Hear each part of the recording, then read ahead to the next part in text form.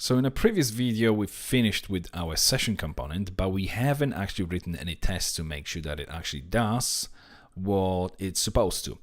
So in this video, we are going to write a test for this component.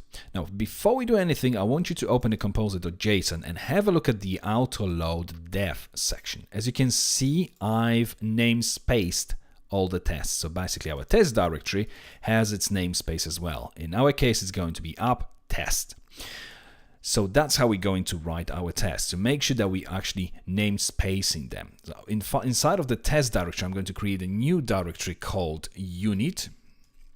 And inside of this unit, we are going to have a directory called utilities to reflect the structure of our app directory. And inside of the utilities, rather than having session directory, we're going to have one file which will basically test the session component. So it's going to be just new class called session test. And we need to specify the namespace. So it's going to be namespace, it's app test, then we have unit, then we have utilities. There we go. So that's our namespace.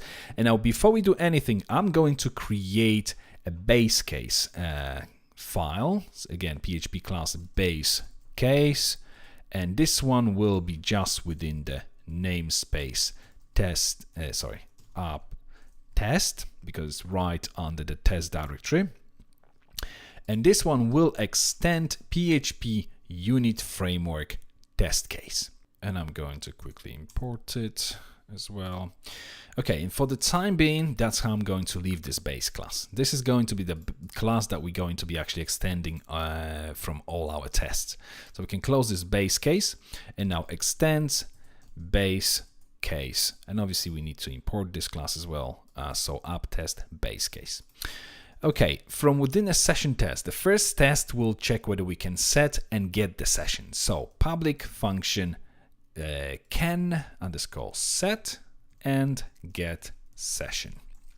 And let's make sure that PHP unit knows that it's a test by adding the test tag.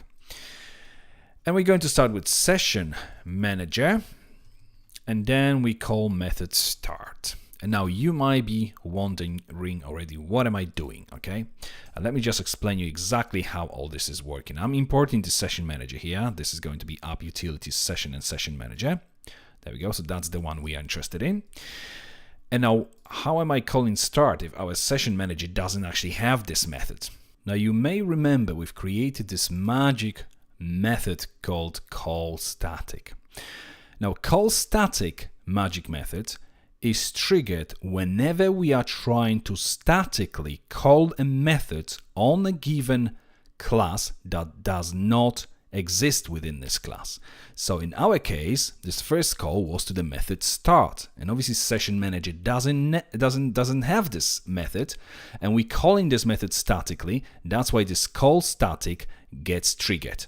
And this call static takes two arguments, as you may remember, name and argument. Name represents the name of the method that we are trying to trigger, that we are trying to call, and arguments is an array that would represent any potential arguments that we would pass to this method.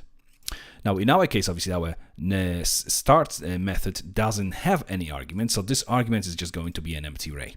But name obviously will contain the string start. And now what happens next? First of all, we're obtaining the session driver class name. So we are looking at the session and the environment variable. In our case, if we go back here, we have the session driver. By default, it's file, but because we are running tests here from within the session test, we are going to be running tests through this configuration phpunit.xml, where we actually overwriting this variable and we're setting this to array.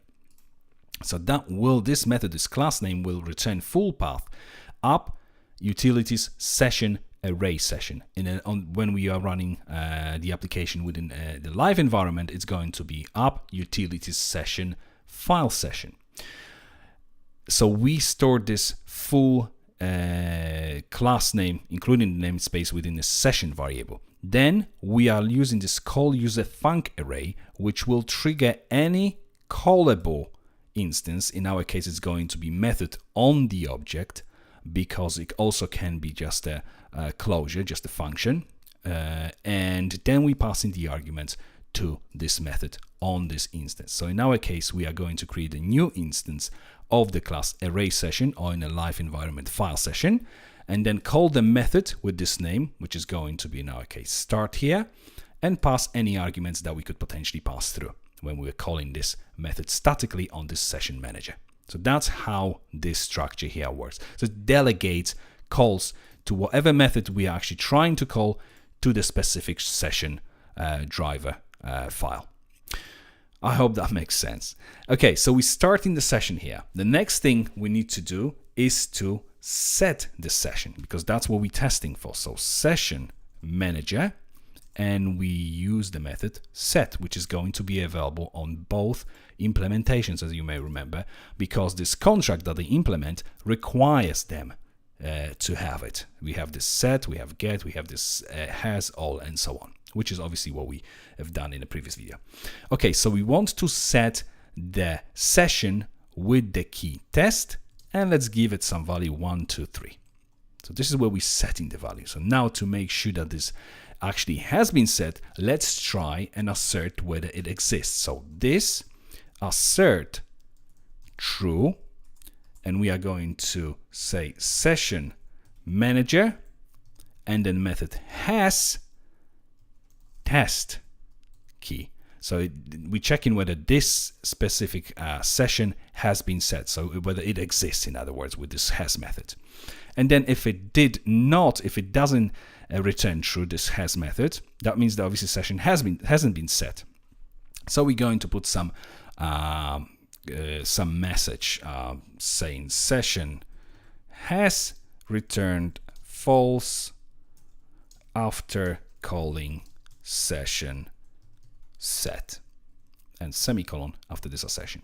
Let's now save it, open our terminal, and within the terminal I'm just going to check that I'm in the right direction. So pwd, I'm in my login directory, which is my project, which is great.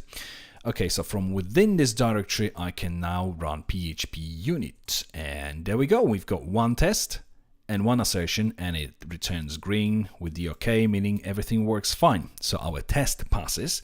Let's now go back to our editor, and we are going to add another assertion. I'm just going to create a few new lines here.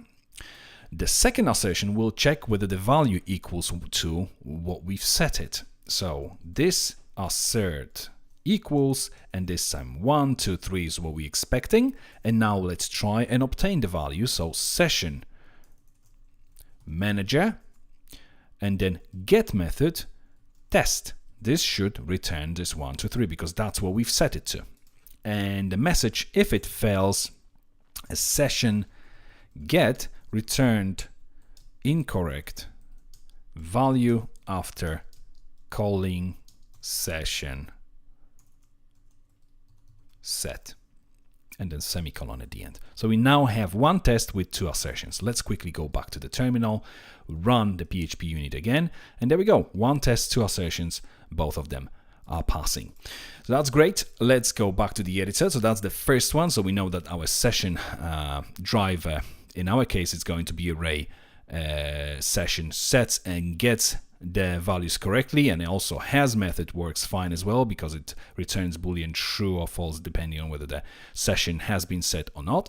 Next test we are going to create is going to be called can remove session. So public can remove session, because we want to check whether our session component can actually remove the session. So test again. And now, because we've already started the session and we've set the session in a previous test, what we can do rather than setting it up again is to use the depends tag. Depends on can, set, and get session. What that means? It means that this test relies on the output of this one. So in this test, we obviously started the session, we set it, we check if it exists and whatever value it returns, but it's still set. So we can use now whatever's been set in this previous test and use it in this one. So that's what we're going to do. We're going to start with the session manager and now call method remove with the argument test. So we're trying to remove previously set session within this can, set, and get session test. And now we're going to check this assert false, and we are going to check if this test session exists. Session manager has method, and we pass the name of the session that we're looking for. And then the message will say, in case this assertion fails, session has returned false after calling session remove, and then semicolon at the end. So basically we've set the session and now we're removing it, and if we check whether it exists, it should return false. If it didn't, then obviously something's not right. So let's go back to the terminal, let's run PHP unit again, and now we have 2 tests, 3 assertions, all of them are passing. So obviously this remove method works fine as well. Okay, another thing we're going to do is to check how many sessions are there actually within the session itself. So this assert count should now have 0 sessions, and we are passing session manager all method, which returns all sessions, and then session all did not return 0 after calling session remove. Session all did not return 0 records, perhaps, after calling session remove. That sounds a little bit better. Okay, so we're checking how many sessions are here, because if it is all session manager all will return array, and then assert count can count number of items in this array. It should be set. It should return null, 0 in that case. In other words. Okay, so back to the terminal. Let's test it. We have 2 tests, 4 assertions, all of which are passing. So all these methods seem to be working fine. Okay, the last test for our session component will check if we can destroy the session. So public function can destroy session. And now let's add the test tag. This time we're going to start fresh. We're not relying on the output of the previous test. So session manager start. Then we are going to set new session. So session manager set test. And this time this test I'm going to set as an array. It's going to be 1, 2, 3, then A, B, C. And then this assert true, and it's going to be session manager. Oops, not this one. We're looking for this app utility session, not illuminated session. Session manager has test. So it should return true because this should now be set. And we go for session has returned false after calling session set with array. So let's check if that passes. PHP unit, and it seems to be working fine. We have 3 tests, 5 assertions, so that's all good. And the next assertion, this assert equals, no, empty equals, there we go. And it should equal 1, 2, 3, and then ABC when we try and obtain the session. So session manager get test. So that's what we should get back when we are trying to obtain it back. And if it doesn't, then message will be session get returned incorrect value after calling session set with array. A bit verbose, but obviously it puts exactly what we've done here, so I think it makes sense. Okay, let's give it a try as well. Again, now 3 tests with 6 assertions. Everything passes, which is great. And then now it's time to test this destroy method. So session manager and destroy method. And now this assert count. Now we expect to basically have no sessions at all. In other words, when we try and count them, they should return 0. So session manager all method should now, when counted, the output of this method should equal 0. And if it doesn't, then the message will be session all did not return 0 records after calling session destroy. Okay, let's test this again. And now we have 3 tests, 7 assertions, all of them pass, and we've now tested all of the methods declared within our contract and implemented within our session component. So that's our session test completed. We can now close it and move to the next video.